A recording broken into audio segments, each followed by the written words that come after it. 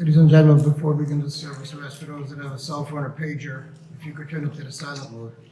Officiating is Rabbi Leonard Matanki.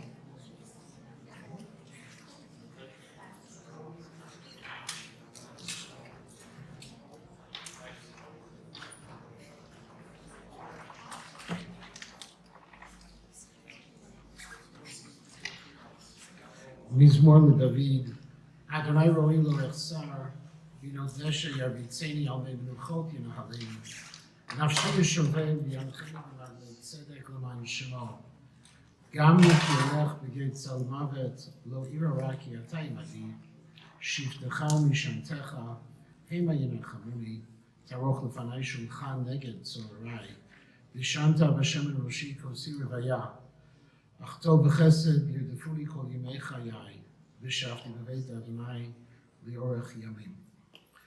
My honor to call upon Rabbi Liebtag for the Yeshet Chaim.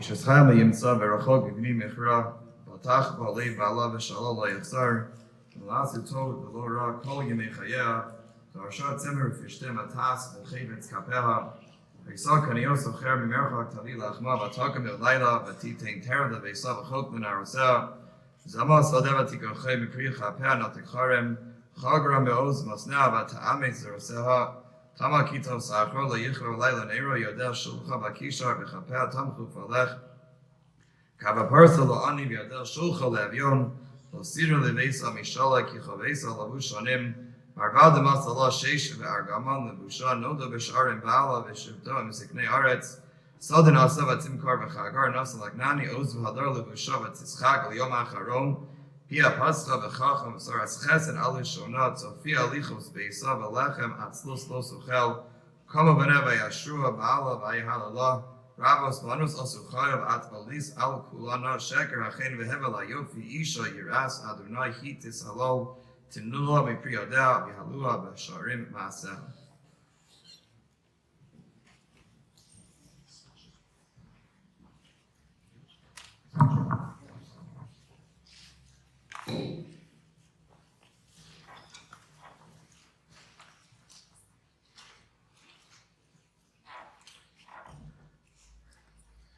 Today is a most difficult day for the Goldberg, Aronoff, and Goldberger families, and for all of us.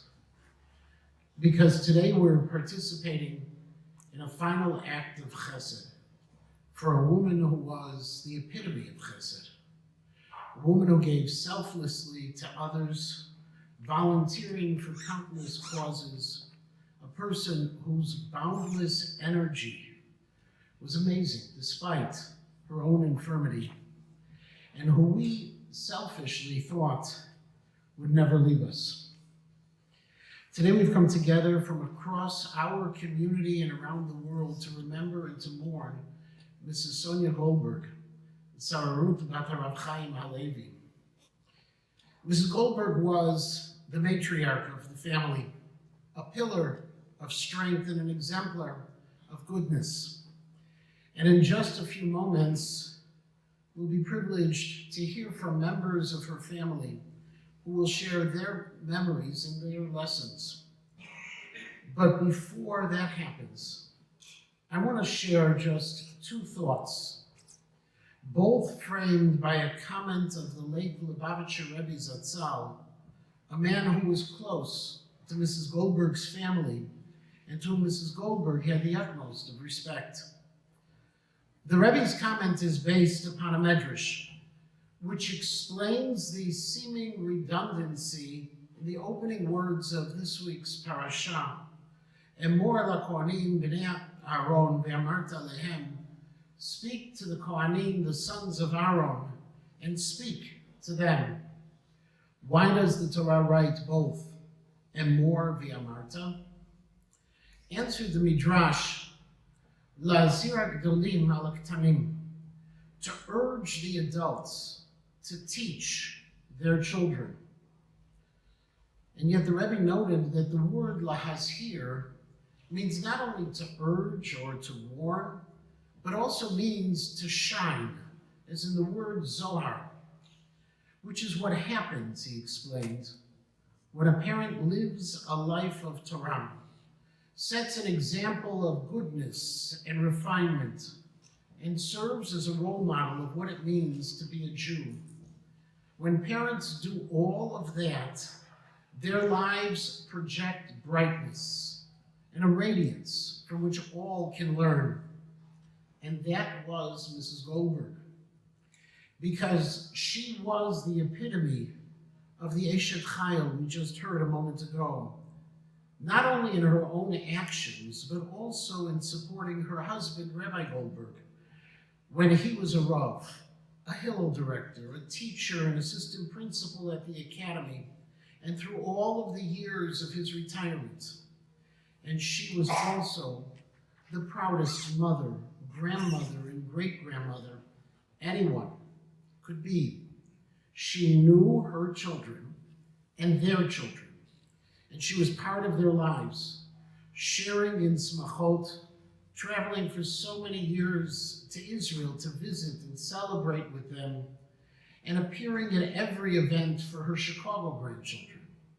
Just a few weeks ago, she even made it to Detroit to celebrate the bat mitzvah of her great-granddaughter. And throughout it all, she was a shining role model of authentic Jewish living, teaching by doing and by being, a person who cherished traditions and passed them forward. And if you have any doubt about her passion for passing those lessons forward, all you had to do was visit her in her living room and look on the wall, because there on the wall was that frame with the photos of 6 generations of her family, the Goldberger Rabbanim, stretching back to Hungary and forward to her nephew, Rabbi Menachem Goldberger in Baltimore. Those pictures on her wall said it all, because she lived her life as a link in a chain going back to Sinai, and a link that connected her forward to generations yet to come. Lahazir Gdolim al Aktanim, her life lit the road for her family, her children and their children, her nephews and her nieces, and for all of us. Because for the rest of us, her life also added light to our lives. She was always upbeat, cheerful, caring, ready to help, and always encouraging. Not that she would ever hesitate to let you know her opinion, and when well-deserved, to lodge a complaint. But the way she did it was special, because you knew it wasn't personal, it was simply honest. And so her opinions mattered and made a difference.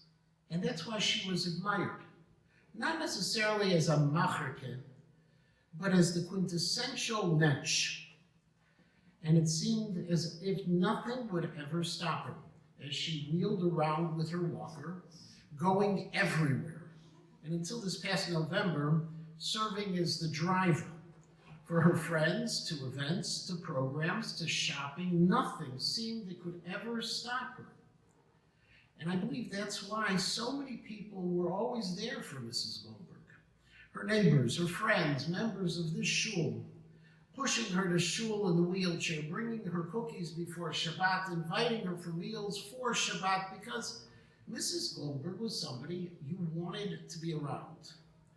And so as they helped her, she helped them. Her personality added light, a zohar, to their lives. Lahazir Gdolim al Aktanim, her enthusiasm and joy for life lit not just the way for her family, but for everyone she encountered. And now, unfortunately, that light has joined with the light of all of the precious neshamot who illuminate the heavens, Kizohar Harakia Mazirim. Mrs. Goldberg, Rabbanit Sarah Ruth, Bat Harav Chaim Halevi. There is so much more that could be said, and I'm sure over the course of the Shiva will be said. because you were a woman who was so beloved to so many. And while you lived a long and full life, we still wish you could have been with your family and all of us just a little longer.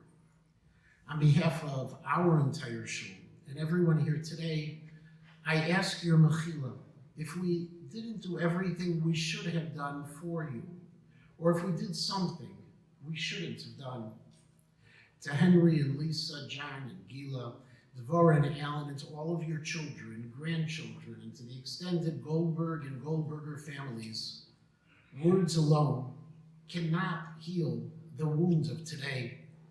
But I pray that your mother's shining example of strength and positivity will bring you the ultimate nechama. Bila hamavet lanetzach, umacha Hashem Elokim dimami al kol panim. And now it's my honor to call upon members of the family to share their words of hesped in the following order. First, her son John Goldberg, her nephew Rabbi Menachem Goldberger, granddaughters Ilana and Ronit, and then finally Devorah Aronoff, her daughter.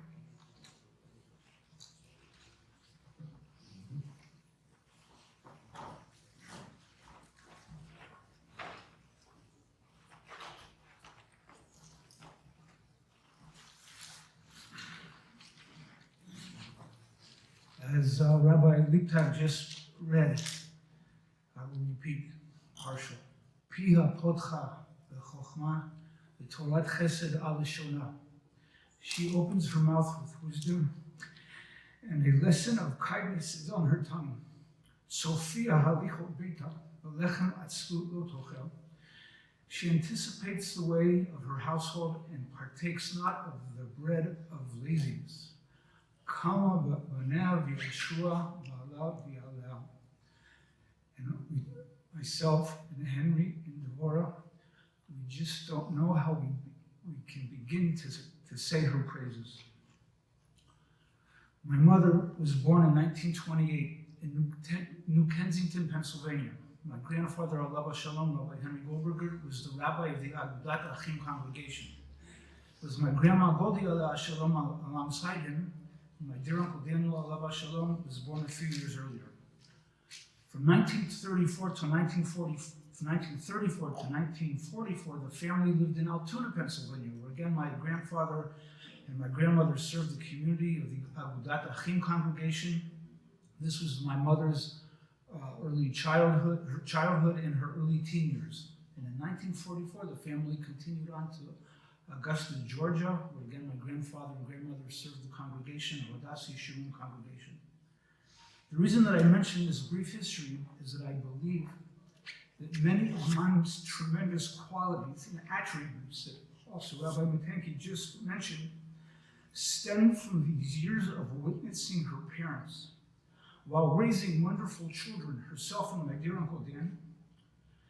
They built and nurtured the Jewish communities they served in all of its facets: education, place of worship, asiyat chesed, acts of kindness, in social activities, etc. Through this, my mom witnessed and acquired a tremendous sense of community. After tragically losing her father at the age of 17 and spending the next few years in New York City with my grandmother, her mother, she was introduced to my father, Alav Shalom, after his return from Korea, serving as a chaplain in the Korean War. This introduction was made by my uncle Daniel, who was a close chaver of my father, as they were studying here in Chicago in the Hebrew Theological College for their smicha. So it was only natural that she quickly became, as a young woman, a rebbitzin, alongside my father, while they were serving the congregation in Waco, Texas, where they moved after they were married.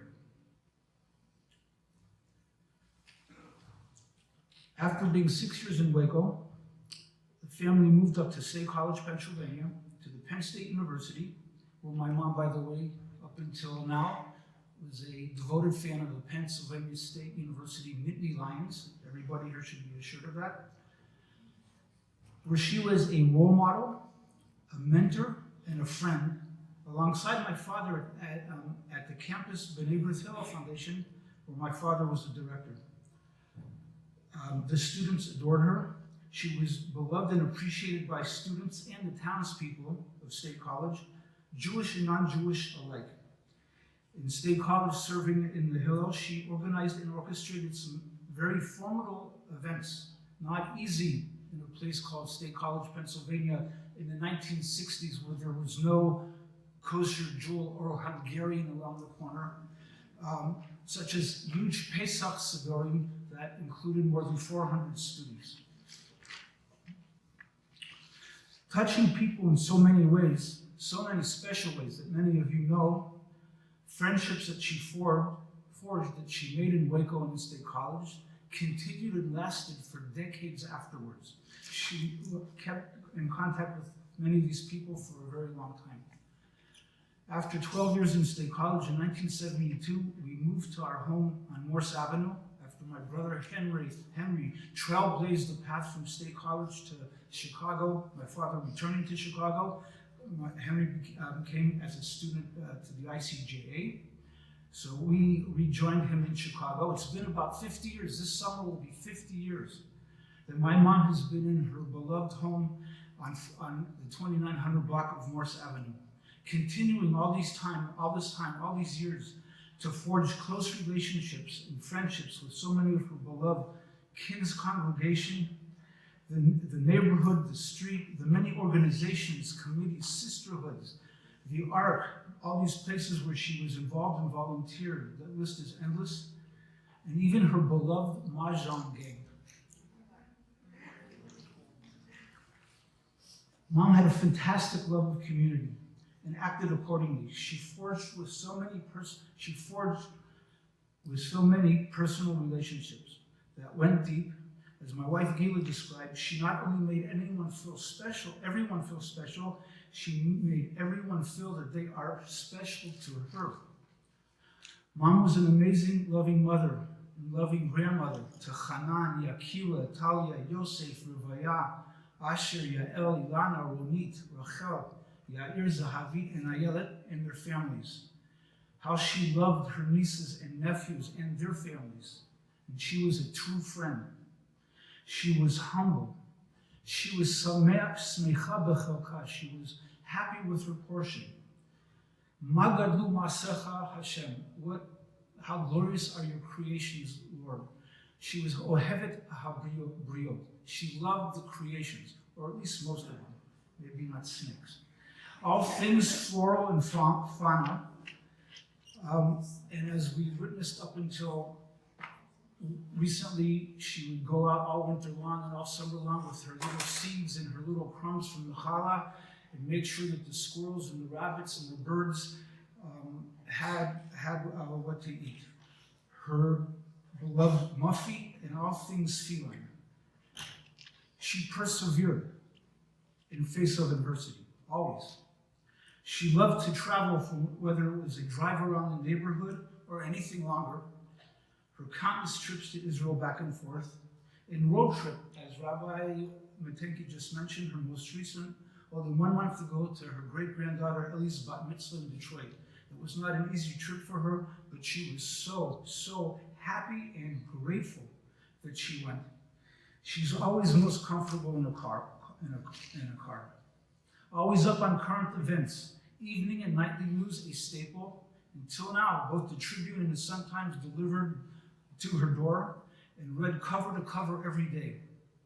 Jerusalem Post and many others also. She loved the arts, books, the theater, movies. She was a sports fan, even though on most sports she had absolutely no idea what was going on.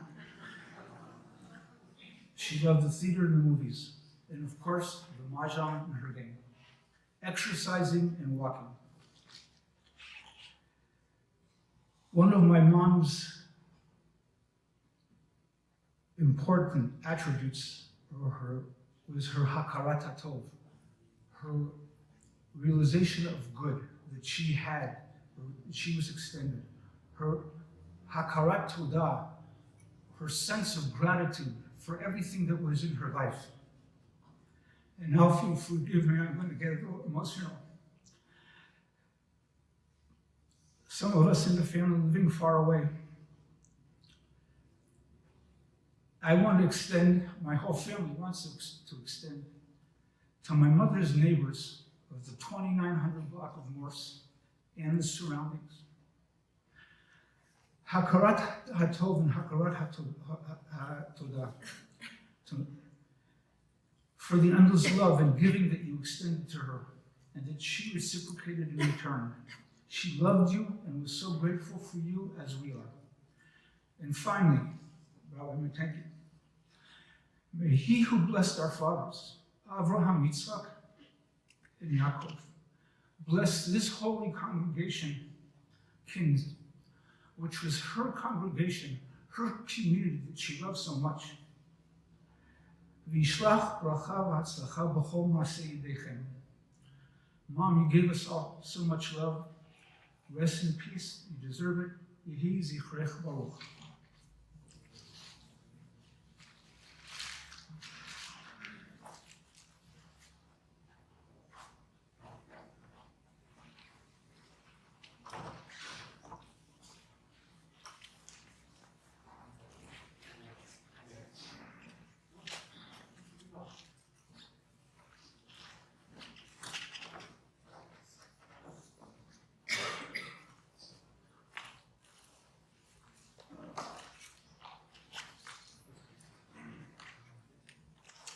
Bismillah the Dadi that on the road the left door. Sinos Desha Yarbi Sani on the Nuchos, Sina Halini Nashi Shove, Yan Khani, Bamak by Sedek, Baman Shema. Damki Elech, the gates on Loves, Lo Ira, Rapki Ata Imadi, Shiftafa, Unishan Tefa, Hemani Rafamuni, Ta'arof Lafana Shulcha, Neged Sorre, Yishanta, the Shana Roshi, Kosi Ravaya. Achtol v'chesed yudifuni kol yamei chayoy. Shavti b'beis Adonai li'orech yamim. Thank you, John. Thank you for your beautiful words. Thank you, Rabbi Letanki, my dear friend and classmate from the Academy, class of 1976. My dear Aunt Sonia, you were the embodiment of life. People who were near you felt life. They talked to you, we felt life. And I was thinking about the pasuk in the Torah, Uvacharta v'chayim. You shall choose life. And sometimes people say, isn't that obvious? In certain ways, it is. But in a deeper way, choosing life is the way we live our life. And Ansonia was vibrant. She had a vibrant life. And I can't even imagine that she's gone. I'm not sure how to absorb that she's gone, because she was the embodiment of life. My parents, the Mori Vimi Moresi, Zichron Libracha, Rabbi and Mrs. Daniel Goldberger, and my aunt and uncle, Uncle Nachman and Aunt Sonia, they were extremely close over the years. And the relationship spanned the distance from Denver to State College or Denver to Chicago, but we were always traveling to see each other and to spend time together. My father and Uncle Nachman were chavrusas in the yeshiva here in Chicago, and my father used to say that if it were not for Uncle Nachman, he doesn't know how he would have made it through Yoreh Deah. Uncle Nachman was a brilliant person. The story goes that my father would say, in the presence of my dear Aunt Sonia, that he used to pay yeshiva guys $5 to go out with his little sister. And then someone came along and won the prize, and that was his kavrusa, Uncle Nachman. And what a prize he won.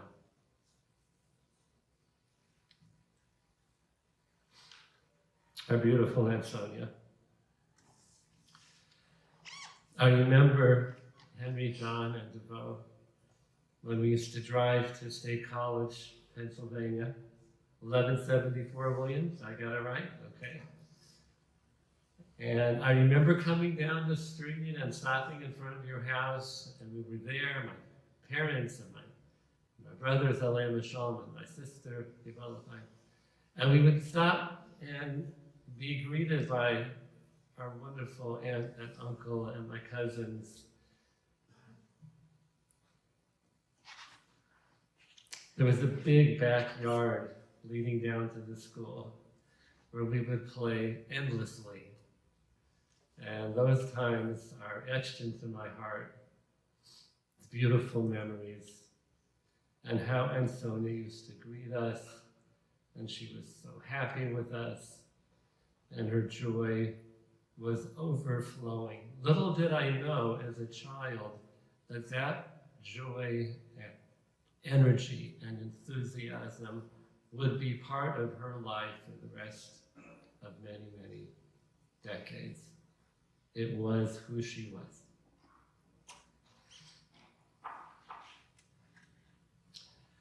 When Uncle Nach was a Hillel rabbi in State College, Pennsylvania, it was very clear for us to see the impact that he and Aunt Sonia were having on the students there, even though we were much younger.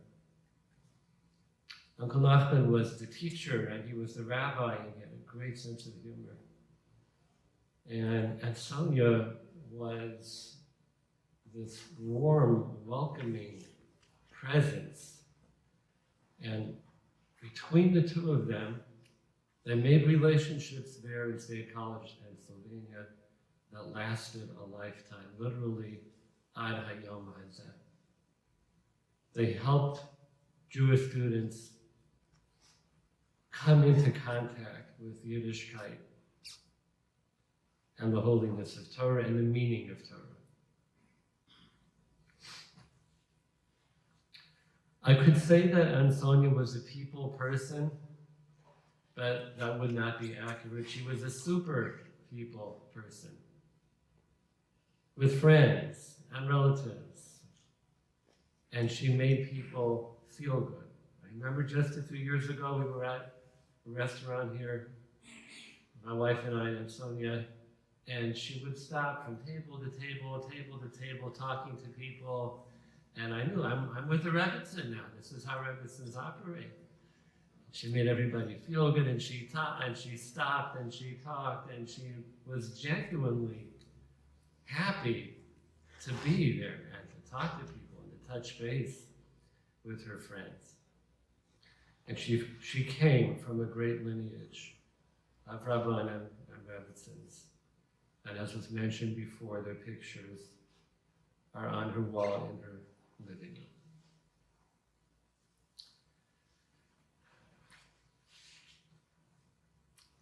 I spent my high school years in Chicago at the Academy.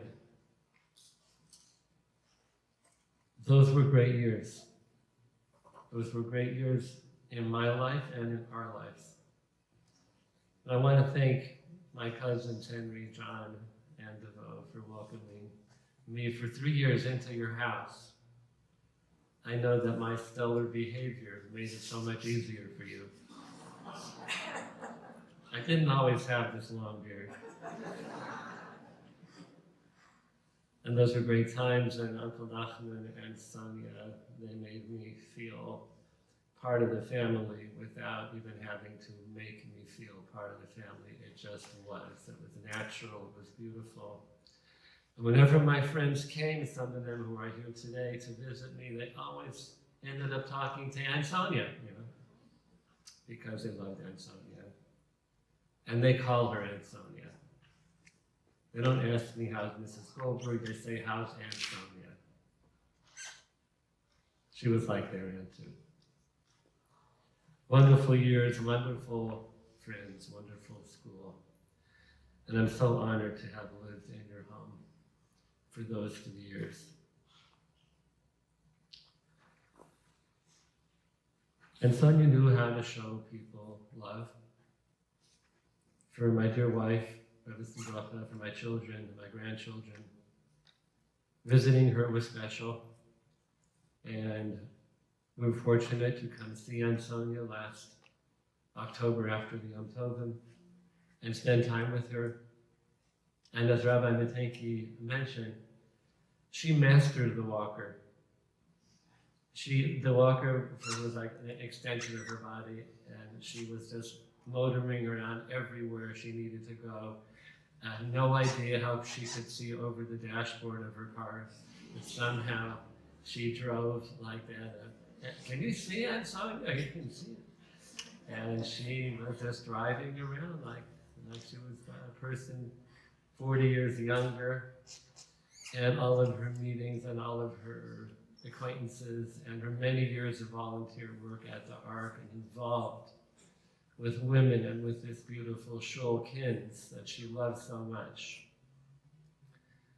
And Sonia was full of that energy, and it was all positive. Right now we are in a time of Siras HaOmer. During Siras HaOmer, each week we work on a particular midah, a trait, a personality trait that we're trying to elevate and refine. This week is the week of Netzach. Netzach has many meanings. It's eternity, enduring, everlasting. But my cousin John, earlier today, said to me another meaning of the word Netzach, which is perseverance. And I felt how appropriate it is for Aunt Sonia on this day, the day that we say goodbye to her, and it's in the week of Netzach. I think that was her midah. She was driven to do good, dedicated to good, always persevering. Everybody knows that when a loved one passes away, that the immediate family says Kaddish. And a question is raised. There's no mention of people in Kaddish, or somebody that you're missing. It's all about the glorification of Hashem's name. So why is that our focus? I read a story about the great Rav of Vilna leading up to the Holocaust, Rav Chaim Weiser.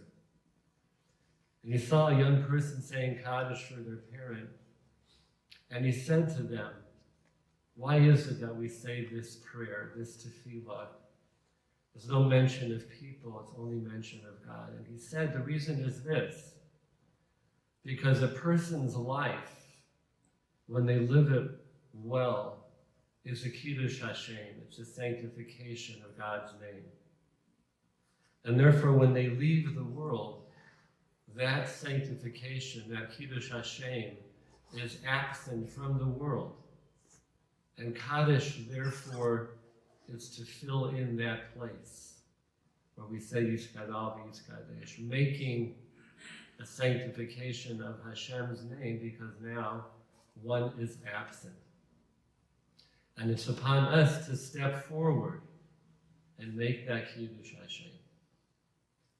And Sonia was a tremendous Ba'alas Chesed. I don't even know if I can describe the Ba'alas Chesed.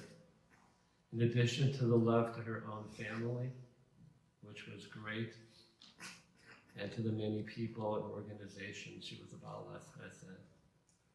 I don't feel up to the task of filling in what she provided.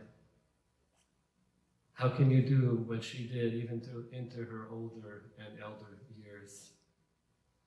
But I perhaps could say for all of us, we all pick up a little piece of that, dedicate ourselves to chesed and the kindness and helping people feel good about themselves and know they have someone to talk to, someone to lean on, that would be doing a little bit to fill in for that wonderful life that she led. May her lessons and teachings be a part of us in who we are and in the way that we act. Bila hamaves lanetzach U'mocha Hashem Elokim Dimas, may al kol panim, may death be swallowed up forever. May Hashem wipe away the tears from upon our face. Tehei nishmasa tzurura yitzur hachayim. May her soul be bound up in the bond of life. King Yiritzah.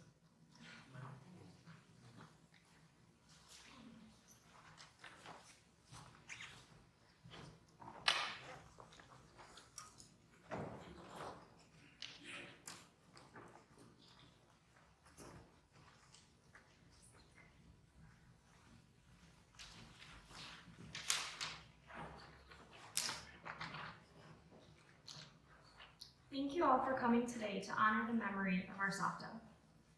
As Savta's only grandchild living in Chicago, I feel like my children have a special relationship with Savta, one they'll be able to remember for years to come. My kids love to visit Savta's house. Yesterday, we were telling our children that Savta passed away. Our oldest son, Alicia, said, "Oh no, now we won't be able to visit her anymore." She'd start out the visit by making sure to always have ice cream in the freezer for them.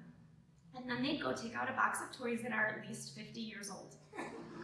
They'd play with trucks that have no wheels, read books held together by a rubber band, and try to solve puzzles that have been missing pieces since we were kids.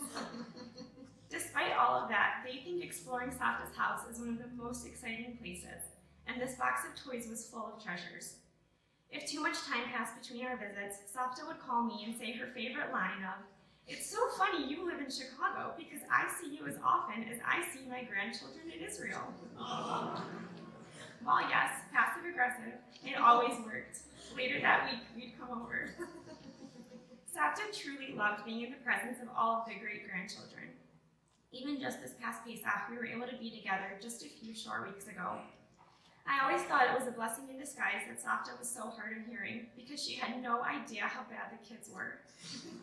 They'd be fighting with each other or talking back, and she'd just sit there smiling and say, "They're so beautiful, they're so beautiful." Where I saw annoyances and stress, Savta saw beauty and joy. Even in the past few weeks, she always had a smile and a kind word to bestow on us, and always made sure to tell us how beautiful everyone was. Now, when I'm picturing her, I see her and Saba sitting at their dining room table in Shemayim with all of their pets at their feet, and Savta eating a gigantic pastrami sandwich. And I know she's continuing to smile at all of us, at her beautiful family. One of Savta's greatest joys in life was to hear stories about her great-grandchildren. So I'd like to share two things that Avery, my oldest, said to me when I told him Savta had passed away. First off, like Avery does, he had a logistical question on the timing. Shabbos is the happiest day of the week, he said. How could something so sad happen on such a happy day? His question made me think of two things. First, I thought about the myriad memories I have of Savta that are tied up in Shabbos. Running to her in this very room we're in now, to her unofficial but very official reserved seat to daven alongside her. Sitting at her Shabbos table Friday nights enjoying the delicacies that would emerge from her green kitchen. Chicken soup, salami rice with bits of egg, shlishkas, and sometimes even a pecan pie from scratch for dessert. I thought of the most recent Shabbatot we were fortunate enough to spend together over Pesach, and how Savta sat in her usual spot at my parents' table, to the left of my dad, soaking up the grandchildren and great-grandchildren as we talked, laughed, and sang all around her. The next thing I thought of was the dichotomy that Avery had inadvertently pointed to, this juxtaposition of her passing, such a sad event on a traditionally happy day that reflected so perfectly who Savta was as a person and how she lived her life. She didn't ignore the sad, she never shied away from it or pretended it didn't exist, but she was able to embrace the happy in her life right along with it. The joy and zest that she exuded possibly made all the sweeter because it was achieved in the face of adversity. Like when Savta beat cancer multiple times, or when Saba passed away and she forged on alone in the house she loved, or more recently, even this Pesach, when it was clear that Savta was feeling so poorly, but she still managed to laugh at my daughter Lillian and her cousin Yakir, fighting over who would get to buckle her into her wheelchair. Still managed to fuss over my baby, Brody, about whom she said in her singularly soft way, I thought the name was a little weird at first, but now I like it. My siblings and cousins and I used to affectionately refer to her as Silly Savta because most of the time she really was. Savta was a study in exemplifying Karat Hatov to Hashem even in the most trying of times, in allowing space for the sad but not letting it detract from the happy. And it's a lesson I will cherish and take with me forever. But before I could share any of these thoughts with Avery, he found his own answer, like he always does, and this is the second thing he said that I want to share. He said, "It's okay, I'm sure Savta is happy now because if she's with Hashem, she's probably asking him for so many good things for us because she's always thinking of us, right, Mommy?" And Savta, I know if you were here today, you'd smile and say, "Oh, isn't that just darling?" And I know Avery's right. You're right there in Hashem's ear already, asking him for only the best for your children, your 13 grandchildren, and your great-grandchildren, who, Baruch Hashem, already more than double that number. I know you'll be thinking of us, loving us, helping us to appreciate the happy and weather the sad every day, and especially today. We love you so endlessly.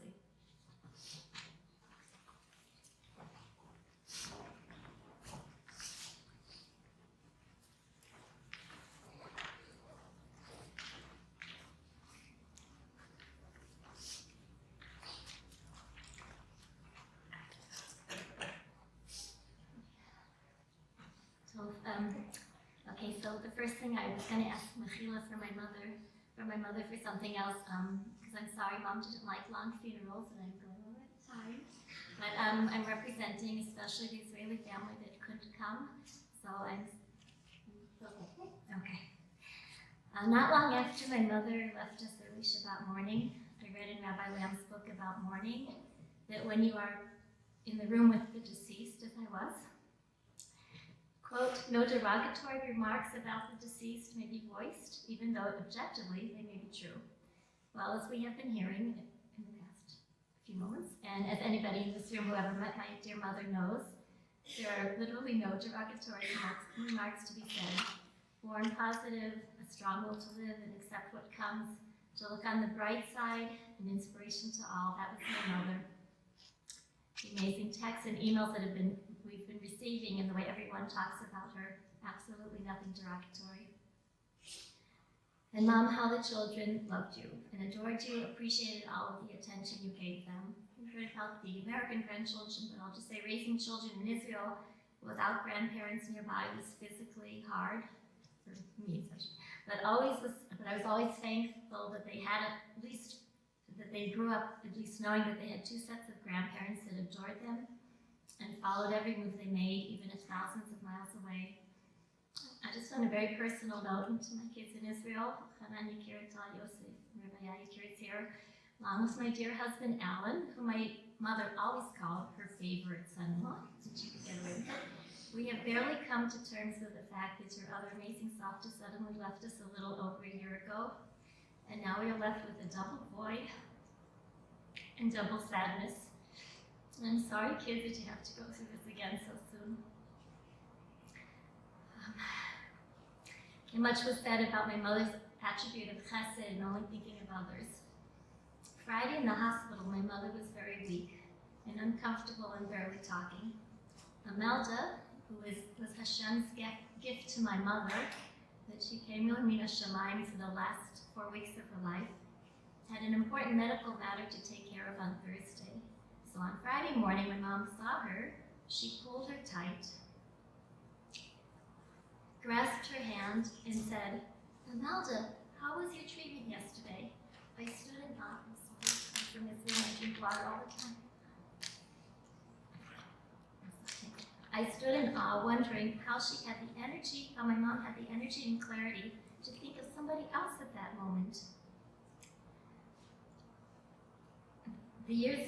For example, the years when my mom was already walking with the walker, as we heard about, and anybody who saw her would wonder how she could manage on her own in the house. She was baking cakes and making lasagna for women after giving birth. And by the way, she didn't necessarily tell me she did that, but I knew because my father sort of complained that she was thinking about others instead of taking care of herself. And always involved in the community, kids, Hadassah, Amit, Hello Torah lunch program wasn't mentioned, to name a few. As a young girl, we were talking about the 1960s, I remember the special uniform she put on once a week to volunteer at the hospital in Bellefonte, Pennsylvania. She and other women helped with children with special needs. She always volunteered at every opportunity she could. John mentioned how she had to organize in Pennsylvania meals far in advance. She was like a CEO. I clearly remember Mom making the bakery and meat orders that were done a month in advance. For a small family Shabbat, I could have to run to the store 3 times.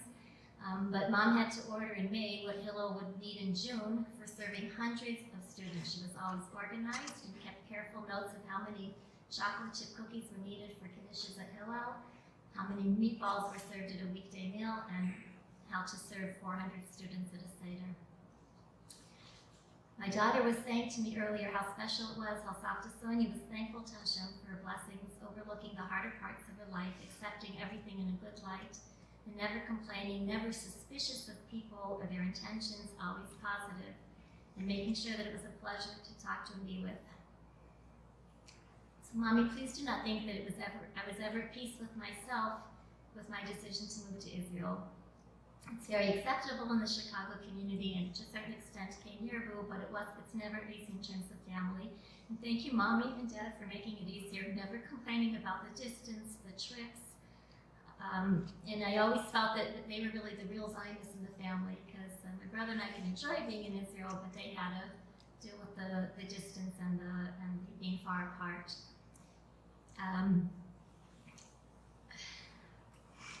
I just want to say also, one thing about my mom, I'm really sorry that she didn't have what she wanted to come to Israel one more time.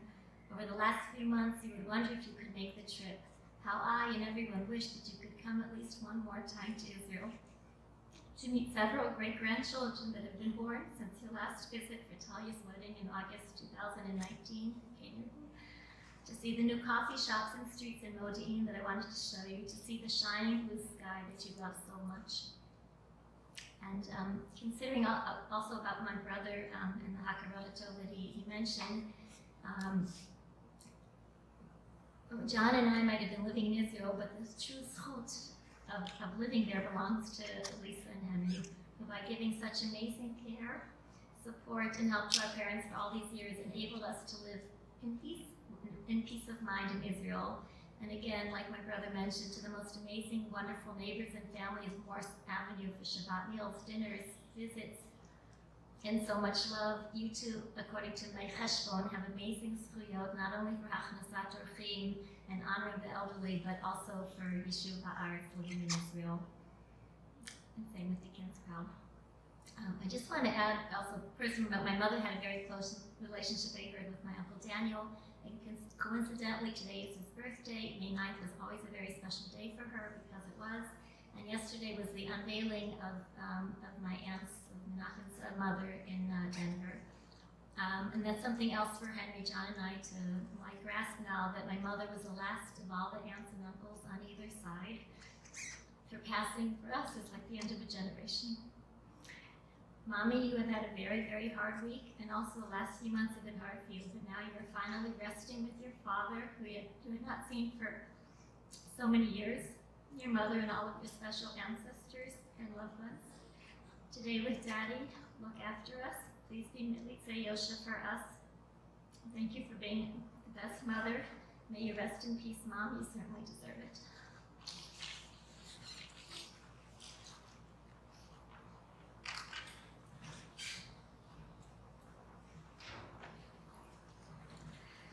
I now call on Rabbi Yehuda Leib Goldberger to recite the Talmud. Please rise.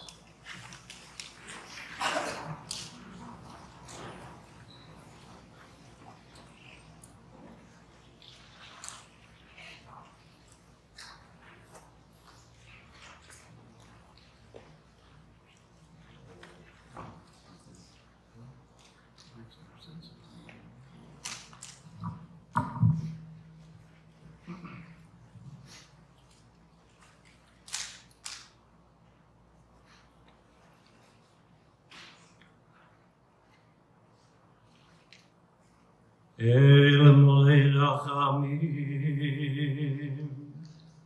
שוכן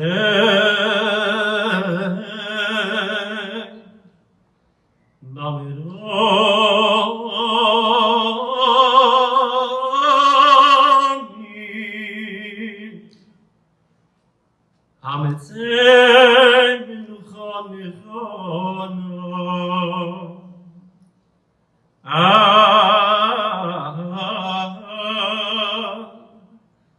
Kanfer hashechino. Imahos kidoshim utehorim ki zohar orokiyam mazirim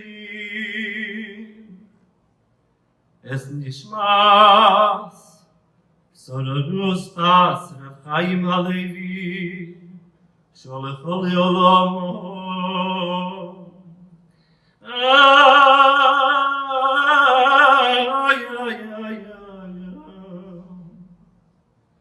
ברור שאנחנו מסמכים על אזכורת נשמוסו בגן עדן אצלם מנוחוסו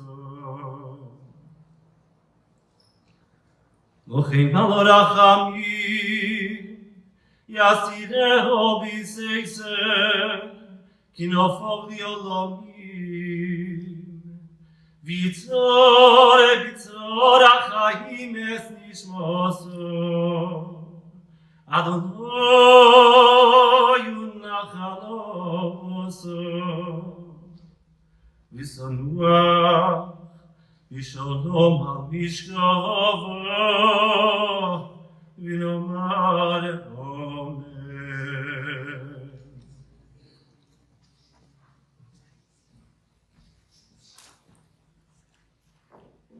You may be seated.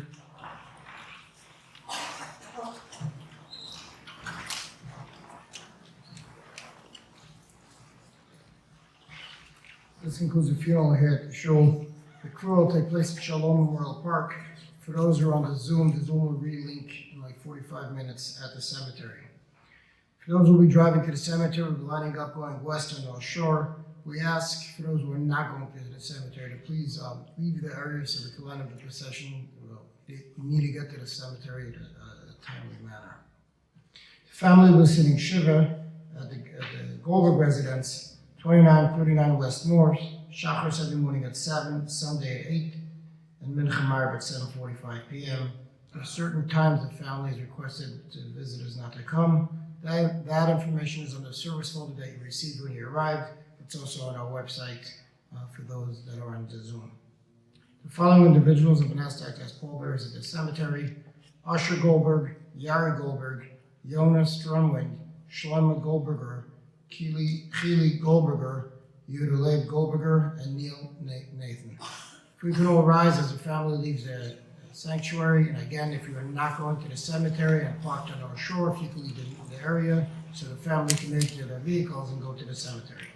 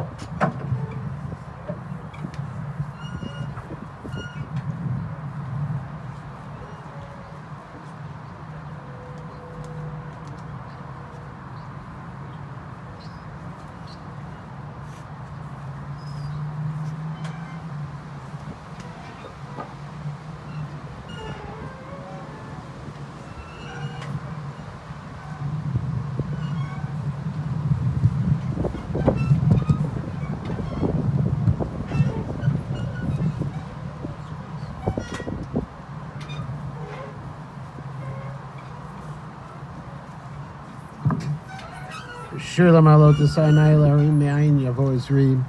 Ezri Me'im Adonai Ose Shamayim Ba'aretz. Al Yitain Lamot Raglecha Al Yanun Shomerecha. Hinei Lo Yanun V'Lo Yishan Shomer Yisrael. Adonai Shomerecha, Adonai Tzilecha Al Yad Yaminecha. Yomam HaShemesh Lo Yakeka V'Yireach B'Layla. Adonai Yishmorcha Mikol Ra Yishmor Et Nafshecha. Adonai Yishmor Et Tzedcha U'Vorecha Me'ata V'Yad Olam. Shir HaMa'alot Me'mamakim Kraticha Adonai. Adonai Shima V'Koli Tieno Oznecha Kashuvot L'Kol Tachanunai. Im Avonot Tishmor Ya Adonai Mi'amod. Ki Mecha Tzlicha Leman Tivarem. Kiviti Adonai Kivta Nafshi V'Lidvaro Hochalti. Nafshi L'Adonai Mishomerim Laboker Shomerim Laboker. Yachel Yisrael El Adonai Kim Adonai Chesed V'Harbei Mufdut. V'Hu Yivtet Yisrael Mikol Avonotav. Mizmor LeDavid Adonai Miyagur Bo Alecha Miyishkon Bahar Kodshecha. Holech Tamim Ufoel Tzedek V'Dover Emet B'Levavo. Lo Agala Lishono Lo Asa L'Re'eu Ra'a V'Cherpa Lo Nasa L'Krovo. Nivzeh Beinav Nim'as V'Tirei Adonai Yichabed. Nishba L'Hara V'Lo Yamir Kaspo V'Lo Natan B'Neshach. V'Shochad Al Nakilo Lakacho Se'ela Lo Yimot Le'olam. Mizmor LeDavid Adonai Roi Lo Echsar Bino Desha Yarbitzeni Al Mei Menuchot Yinahaleni. Nafshi Yeshovev Yancheni B'Magle Tzedek L'man Shemo. Gam Ki Elech B'Gei Tzol Mavet Lo Yirara Ki Ata Imadi. Shiftecha U'Mishantecha Hema Yinachamuni. Taroch Lefanai Shulchan Neged Sorarai Dishanta V'Shem En Roshi Kosi Revaya. Ach Tov V'Chesed Yudefuni Kol Yemei Chayai V'Shavti B'Veit Adonai Li'orech Yamim.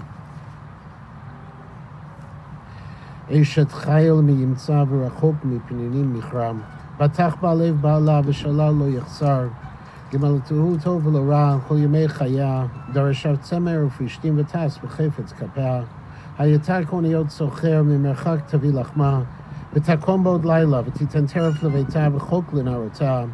Zamamasa Devetikacheu Mipri Kapea Nat'a Karem. Chograba Oz Matnea V'Tamatz Zrota. Tama Kitov Sachra Lo Yichbe B'Laila Nera. Yadea Shelecha B'Kishor V'Chapea Tamachu B'Chvalech. Kapab Parasala Ani V'Yadea Shelecha Le'Evyon. Lo Tira Leveita Mishalek. Ki L'chol Veita Levush Shanim. Marvadim Asatala Shesh Vargaman Levusham. Noda B'Sharim Ba'alam. B'Shivto Im Zikni Aretz. Sadin Asatavetim Kor V'Chadbor Natanala B'Kanani. Oz V'Hadar Levusha V'Tizchak L'Yom Acharon. Pia Potcha B'Chochma V'Torat Chesed Al Lishonam. Tzofi Alichot Beita V'Lechem Atzlut Lo Tochel. Kamuvanea V'Yashua Ba'ala V'Yahalala. Rabot Banot Atzuchayel V'Atalit Al Kulana. Sheker Achein V'Hevel Ayofi. Yishayirat Adonai Hiti Talal. Tnulami Priyadea V'Yahalelua B'Sharim Ma'aseam.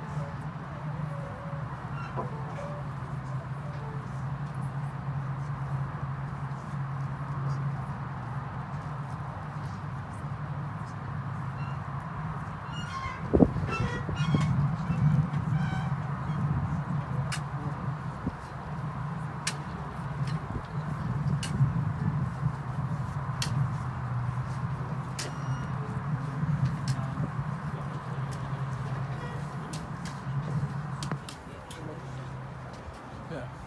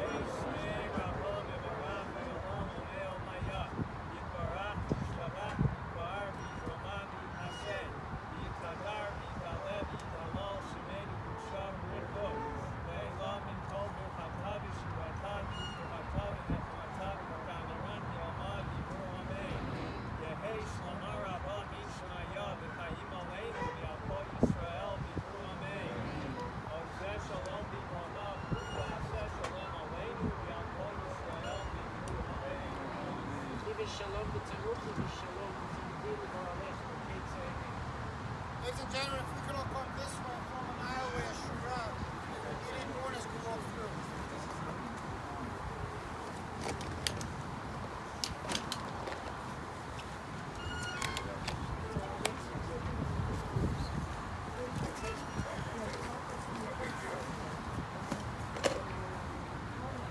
It's been real. It's been a pleasure.